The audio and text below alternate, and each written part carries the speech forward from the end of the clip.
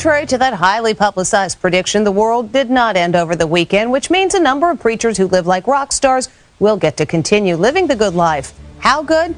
Here's Lisa Guerrero and the I-Squad with a look at some who've been preaching prosperity who are living large. Fresh wind, fresh! They are some of the most popular TV preachers in the country. We're family here!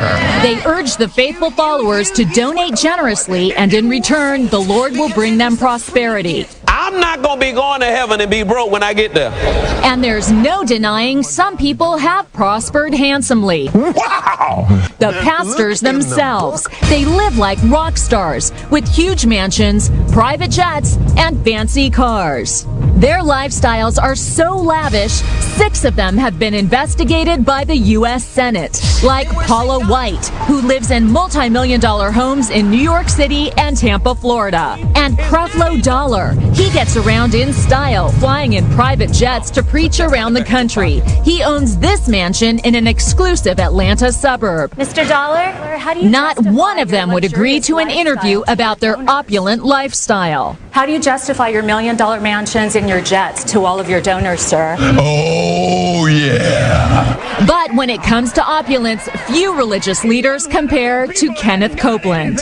You and I are supposed to always have. To show you his house, we rented this helicopter so you can see his 18,000 square foot mansion valued at over $6 million. He lives in this home outside Fort Worth, Texas. It has beautiful water views and comes complete with a boathouse. But that's not all.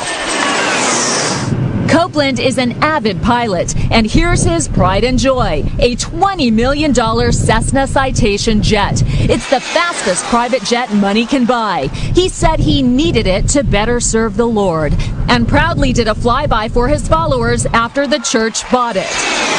Shout amen!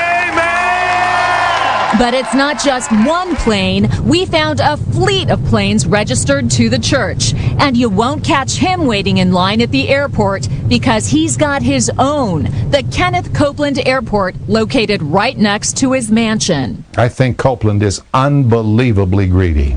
Ole Anthony heads the Trinity Foundation, a religious watchdog group that worked closely with the Senate committee investigating Copeland and other TV preachers. Televangelism alone is at least a $2.5 to $3 billion industry, untaxed, unregulated. That's right. By law, religious groups like Copeland's are exempt from federal taxes, and they don't have to report how they spend their money to anyone. Amen. Copeland's church takes in tens of millions a year through donations and selling books and DVDs to his donors. She sent them a lot of money, a whole lot of money. When Christy Parker's mother died of cancer, she found diaries that showed her mother sent Copeland most of her life savings, hoping her faith and donations would cure her of her terminal disease. What do you think of Kenneth Copeland's lifestyle? TV doesn't do it justice. Their office furniture is probably worth more than most people's houses. It makes you sick. Oh, my. Copeland refused our request for an interview, so we caught up with him at an event in North Carolina. Why you're living such a lifestyle of luxury off of church donations? Ma'am, I don't think we have time for this. Thank you. Why won't you answer our questions? A hotel employee tried to prevent us from taping. Well, wait. Hold on. Come here. It's just a simple question, sir. Yes, and I'm going to give you a simple answer. Thank you. My lifestyle follows the scripture. We give, we believe, we're open.